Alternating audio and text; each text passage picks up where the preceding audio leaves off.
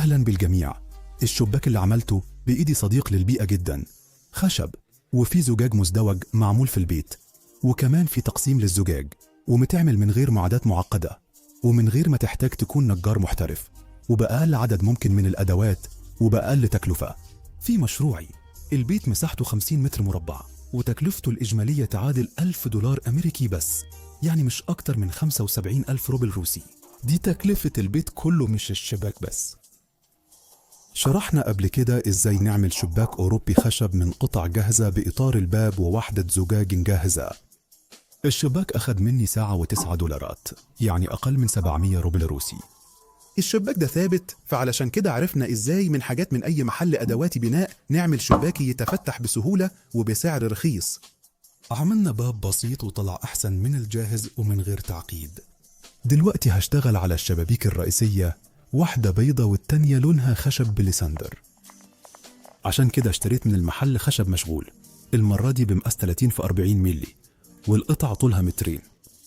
خليت ارتفاع الضلفة 95 سنتيمتر، وقسمت الخشب نصين، والعرض 66 سم، وقطعت الخشب ل3 أجزاء. كده مفيش هدر تقريبا. حاولت أختار الخشب يكون مستقيم على قد ما أقدر. حد كتب تحت فيديو الباب إن الموضوع صعب. الوصف ده للعملية يجي من شخص عمره ما استخدم منشار أو إزميل أو شاكوش، بس حتى الشخص ده مش هيقدر يقول كده عن صناعة الشباك ده، لأن الموضوع فعلا بسيط جدا. عشان أقطع بالمنشار بدقة من غير أدوات إضافية، برسم خطوط باستخدام الزاوية على الجانبين بتوع الخشبة.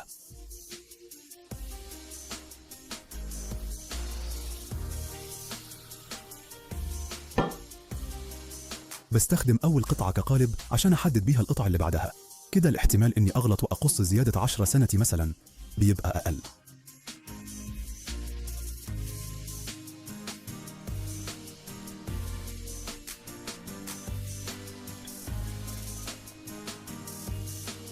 أجمع القطع الخشب بأبسط وصلة نجارة اللي هي نص الخشب. أعتقد التعليق هنا مش مهم، بستخدم توماسكي علشان أعمل علامات تساعدني أبدأ القطع بدقة أكتر.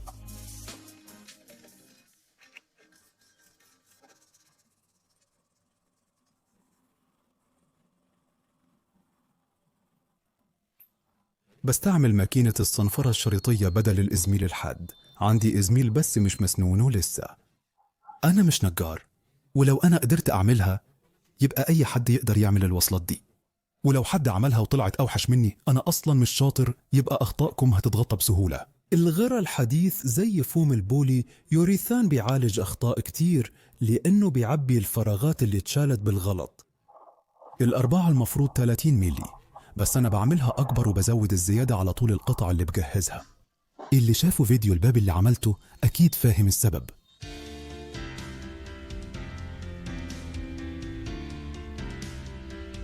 بحدد نص الخشب وبعلم مكان الفتحات، وبعمل شوية خطوات بسيطة متكررة.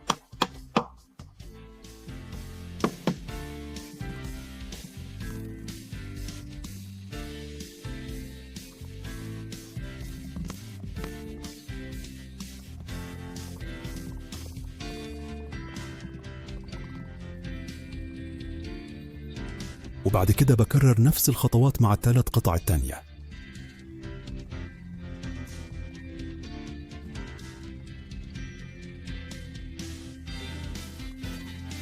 الفيديو كله 3 دقايق، وأصعب حاجة خلاص عدت، الباقي سهل جدا.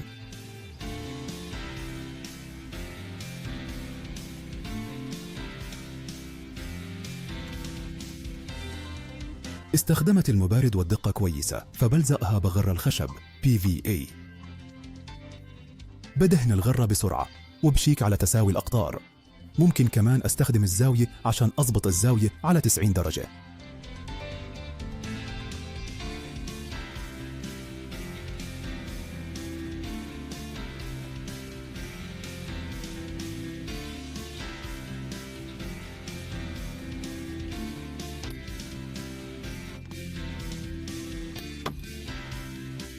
بسيبهم بالكلامبات لحد الغرة ينشف. الزيادات دي كنت مخطط ليها من الأول.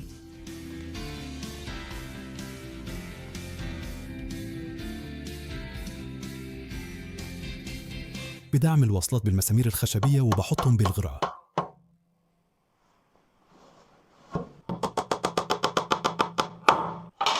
عشان أعمل وحدة الزجاج المزدوج محتاج خشب رفيع ورفيع وطويل.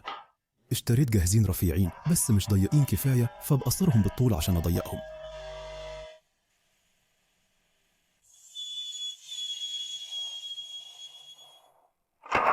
كده تمام. العرض 14 ميلي والسمك 10 ميلي.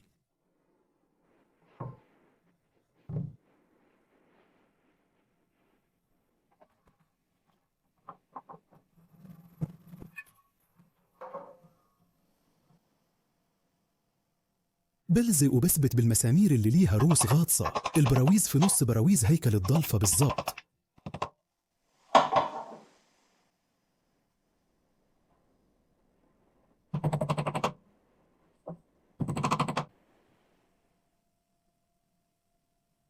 بدهن الأسطح الداخلية،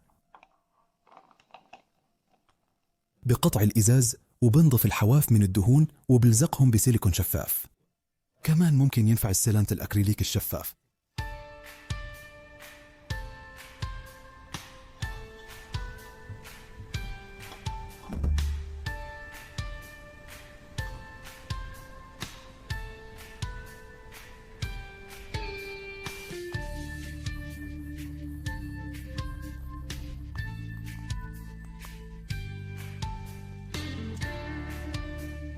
بقص الشتابيك بزاوية 45 وبثبيتها بسيليكون.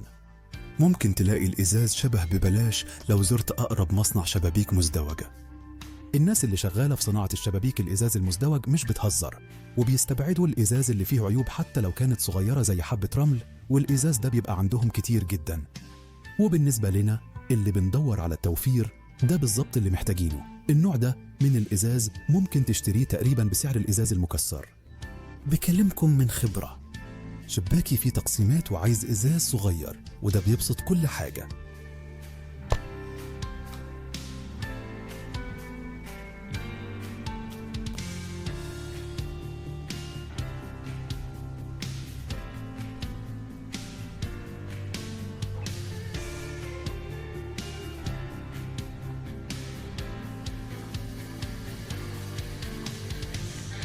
بنضف كويس الجوانب بتاعة الإزاز اللي هتكون جوه الوحدة الزجاجية، وبعدين بلزق الصف التاني من الناحية التانية للضلفة.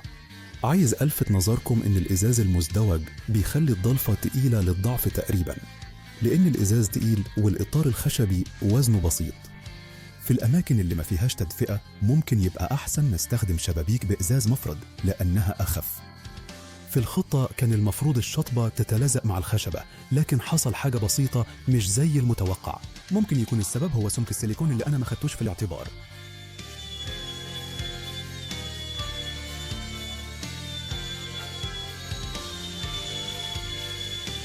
بس ماكينة الصنفرة الشريطية بتاعتي بتعمل معجزات بعد ما استخدمتها. حتى النجار الخبير مش هيفهم بسهولة الوصلات النجارية المعقدة اللي استخدمتها هنا. الشريط الخشبي اندمج مع أعواد الضلفة، وكل الأخطاء اتغطت بالصنفرة.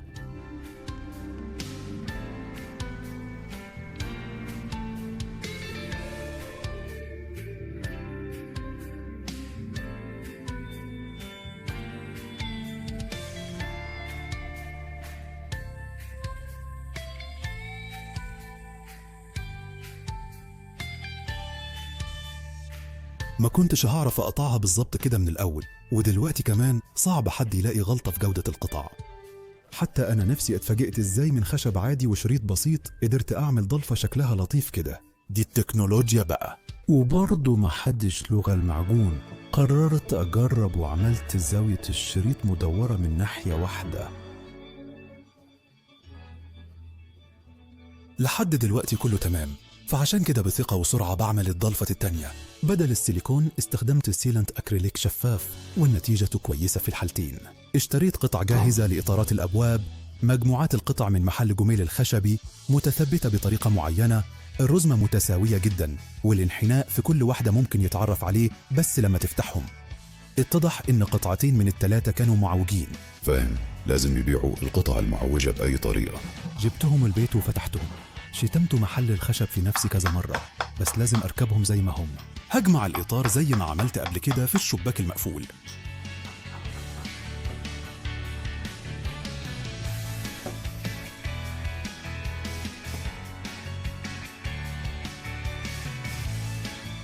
كنت محتاج أبسط إكسسوارات شبابيك من أي محل أدوات. تركيب المفصلات في كل الشبابيك الخشب شبه بعض، عشان كده مش هورها لكم. المسامير الكونفرمات اللي بحب أستخدمها دايما بستخدمها في الشد بطول أكبر، وبحفر بمثقاب خاص، أو ممكن تستبدله باتنين عاديين بالمقاسات الصح. ممكن تربط الكونفرمات سواء بالدريل أو يدوي بمفتاح سداسي. ربع إطار الباب القياسي عرضه 40 ميلي، وبعد صنفرة الضلفة بقت أرفع، فالمفروض يبقى فيه مساحة للجلدة. بعد فيديوهاتي بعض الرجالة اللي عندهم ماكينات زعلوا، وأنا وقتها ما وقفتش في صفهم، لكن وقفت مع الرجالة اللي ما عندهمش ماكينات، لأن وانت بتتفرج على فيديوهات الرجالة اللي عندهم ماكينات مش هتحس فجأة إنك عايز تقوم من على الكنبة وتبدأ تشتغل بإيدك. بتفتكر إن من غير الماكينات الغالية مش هتقدر تعمل حاجة. بحاول أغير الانطباع ده. ناس كتير زيي محتاجين ينجزوا شغل معين في الآخر، زي يبنوا بيت واحد. أنا بعد كده مش ناوي أشتغل نجار بالطلب، عشان كده مش منطقي أجيب كل الماكينات دي، بعد كده ممكن ما أحتاجهمش. فيديوهات الرجالة اللي عندهم ماكينات مفيدة ليهم بس، أما اللي ما عندهمش ممكن تضرهم. هي بتخلي الواحد يشك في نفسه، ده رأيي الشخصي. وكمان اللي ما كانوش بيشتغلوا بإيديهم قبل كده عشان يبدأوا يشتغلوا يفضل يكون في ظروف مناسبة. أنا مثلا الدولة عندنا وفرت لي الظروف دي. زمان مراتي وعيالي كانوا راضيين بكل حاجة، من أول ما كنت تاجر صغير لحد ما بقيت مسؤول عن إنتاج صغير شوية كمان. وكنت ممكن أزعل لو محتاج حاجة، كنت بروح أشتريها وخلاص. لكن دلوقتي الموضوع مختلف تماما. بتفكر 10 مرات هل فعلا محتاج تعمل كده ولا لا، تعمل ولا ما تعملش. تكلفة الشباك ده متغيرة جدا. لو اشتريت كله جاهز هتدفع تكلفة واحدة. لو حضرت وجففت الخشب بنفسك وقطعته ونعمته وجبت الزجاج من المحل، التكلفة هتبقى مختلفة وقريبة من المجانية. ناس كتير عندهم منشار دائري ودليل في البيت. اللي عنده ماكينة بسيطة زي دي هيوفر في تكلفة الإنتاج. بعترف إن ده ميزة كبيرة ليهم. الشباك البسيط ده بالطريقة اللي اتشرحت أي حد يقدر يعمله لو حابب يجرب بنفسه. لو ما عندكش ماكينة صنفرة، استخدم قطعة خشب وعليها ورق صنفرة خشن وكمل. المية بتفتت الحجر. صنفت الجزء السفلي من الإطار وديته زاوية بسيطة عشان المية تنزل بسهولة أكتر. وفي الجزء السفلي من الضلف يفضل يكون فيه ميول لتصريف المية بعيد عن الجوان. كنت مستعجل أنزل الفيديو فمعرفتش أفكر أعملهم من إيه متوفر. هم سهلين وسريعين.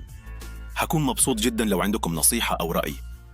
الصنفرة خلت ملمس الخشب يبان أكتر، وحتى بعد الدهان بلون واحد باين إن الشباك طبيعي. عشان كده اعمل لايك واشترك في قناتي، واشترك كمان في القناة التانية. على القناة دي هينزل قريب فيديو جديد شيق جدا، الرابط تحت الفيديو.